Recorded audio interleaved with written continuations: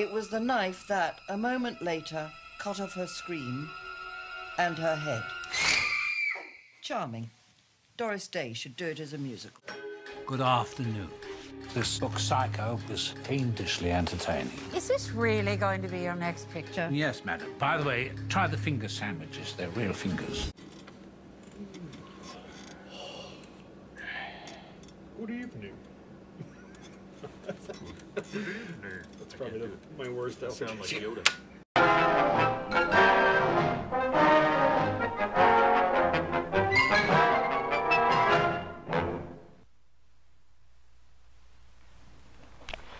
Good evening. Hey, everybody. Hey, guys. Welcome to Doomgoryum report number 52. All right. Brought, Oh, sorry, I cut you off. brought to you by the guys from Doomgoryum's Horror Emporium. Axe Master. Happy Wax. And the immortal Jimmy. Lieutenant Colonel Jim. Of the Fighting Evil Squad. Oh, it's good on you. Opti twins. There you go. And, in case some of you more astute people picked up on that little hint that App dropped for you there. The very pathetic. Episode 52 is technically not a horror movie or sci-fi or anything like that, but it is about one of the greatest directors in the genre, classic directors. It's 2012's Hitchcock. All of us harbor dark recesses of violence and horror. I'm just a man hiding in the corner with a camera. Which is the sort of, autobiographical story of Alfred Hitchcock. You guessed it. Now, the third way is what one might call pure cinematics, the assembly of film. And, of course, it's director Sasha Gervasi. I hope I said that right, because I'm not really good at it. And we have, we have Anthony Hopkins as Alfred Hitchcock. We got Helen Mirren as Alma Revell, Beautiful. Who is his wife. What a beautiful woman. Why don't they just call her Mrs. Hitchcock? Man. Yes, she is. Scarlett Johansson as Janet Leigh. What a beautiful woman. What a beautiful woman. Danny Houston as Whitfield Cook. Toni Collette as Peggy Robertson. Another beautiful woman. Yep. Michael Stahlberg as Lou Wasserman. Michael Wincott as Ed Gein, which is kind of weird. Yeah, it's kind of, yeah. So there's another reason we're doing it, because, this is pretty cool. Ed Gein, for anybody that doesn't know, is the inspiration of many horror movies that we've all watched. And Jessica Biel as Vera Miles, the lovely Vera Miles. James Darcy as Anthony Perkins. That's an awful lot of people to listen to one movie. Yep. Wow. But there's so many people in it. And a lot of beautiful women. And so we thought there's a lot of beautiful women in this movie. So we thought we would sort of pay homage to Mr. Hitchcock. And how it can be changed to create a different idea. Now we have a close-up. Let me show what he sees. Let's assume he saw a woman holding a baby in her arms. And the creepiness of perhaps Ed Gein for... We should do that. We should have like a Doomgoryum trivia question. Mail in the answer. What 3 horror motion pictures were actually inspired by the serial killer Ed Gein? Yep. I know one. I know 2, but I don't know all 3. You don't know all 3? No. Do you want me to tell you? Post your answer in the comments. Post your answer in the Keep comments. me guessing. I think I got 2. What three films were based on the exploits of serial killer Ed Gein? Yep. That's a trivia question for you, There you go. Dungeon fans out there. Okay. And, You can tell me after the show. I got.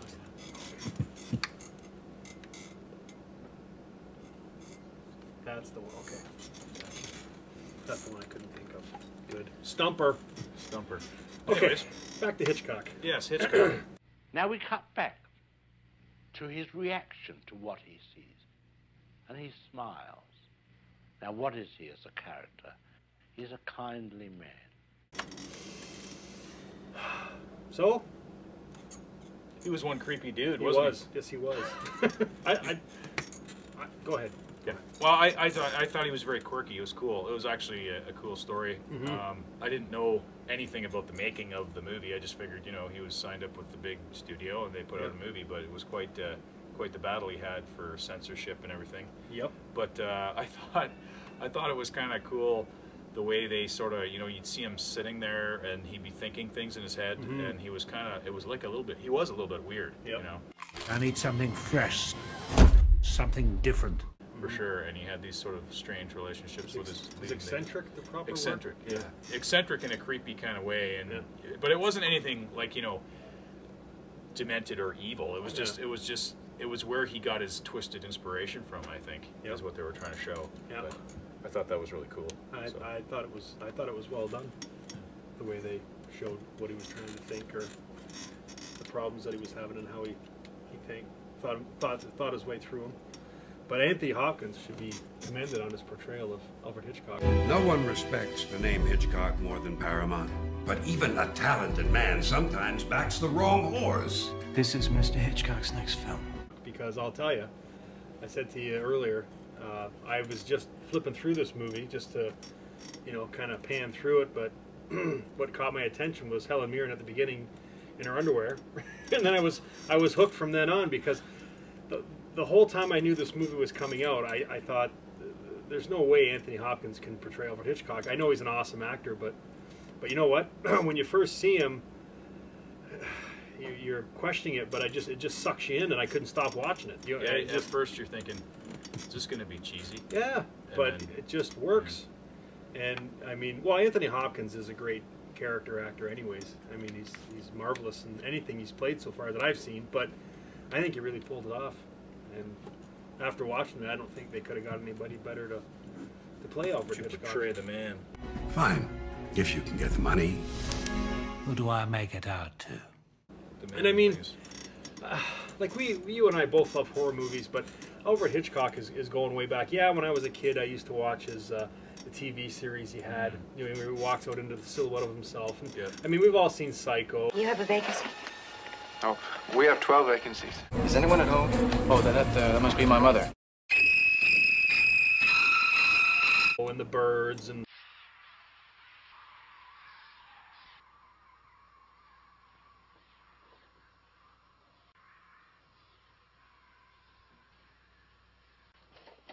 Why are they doing this?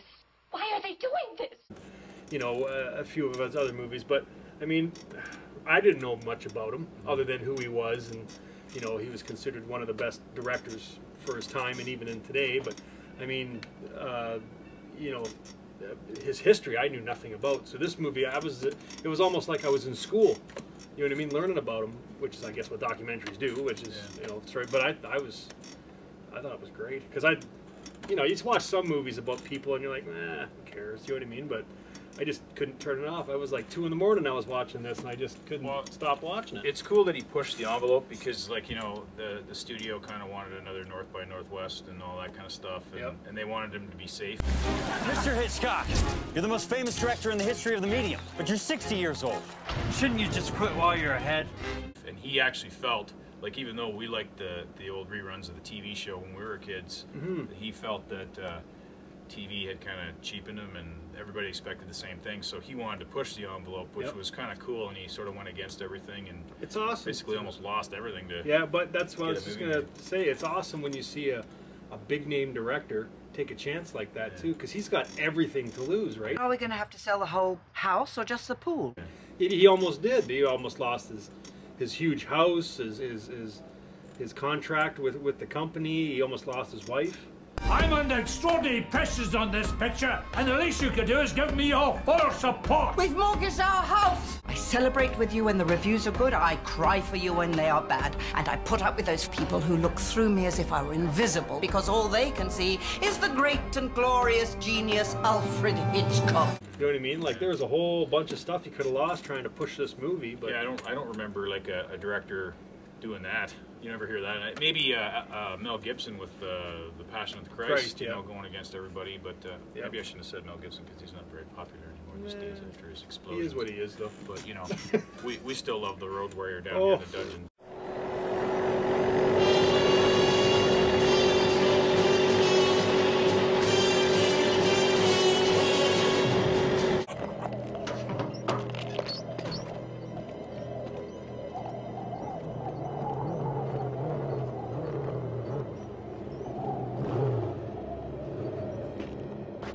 But he's about the only guy I can think of that was sort of almost the same kind of saying, well, you know what, screw you, I'll make my movie the way I want to make it, and someone will buy it, right? Yep, good for him, because it sure paid off, because he made one of the greatest horror thriller movies. And interesting how the shower scene came to be. More anger! More! Married to a man obsessed by murder. That was pretty cool, so I won't say much about that, but it kind of stunned some people back in the day. There's a lot of cool things in this movie that the things he did that you never thought possible back then, or how they got to where they are. So, and the little kick about he didn't know what to do next, and then he's looking out the window and there's some birds up there. Where did you come from? I think you're the cause of all this. It's a great movie. It was pretty cool. You should check it out. Yes. And you should answer our trivia question. Yes. If you have the knowledge that you need to do so, and we will award you. We will award you with a position in our evil fighting team, because the seat right next to Jimmy. It gets pretty thick out there sometimes, and well, with Chap out on maneuvers this summer, we basically we need the help sometimes. Yeah. The phones are ringing off the hook down here. I heard it ring earlier, so we got to fill positions. Yeah, they're dropping like flies out there, and they're coming back, for Christ's sake. Fighting evil is a hard thing to do, kids. One minute you're hugging them, the next minute you're blowing their heads off. That's correct. What do you do? Now, let's take the middle piece of film away, the woman with the child, but leave his two pieces of film as they were. Now we'll put in a piece of film of a girl in a bikini. All right. All right. That's been episode 52 of the Doomgoryum Report. Let's wrap this baby up. Okay. Oh yeah, and by the way, Hap and Axe both give this movie a unanimous 8.5, so check it out. We forgot about the rating. We were blabbering on about Hitchcock so much, eh? Fight evil. Fight evil and stay scared. Watch Hitchcock, because it is awesome. Hitchcock. He looks. Girl in a bikini. He smiles. What is he now? The dirty old man. He's no longer the benign gentleman who loves babies. That's the difference. That's what film can do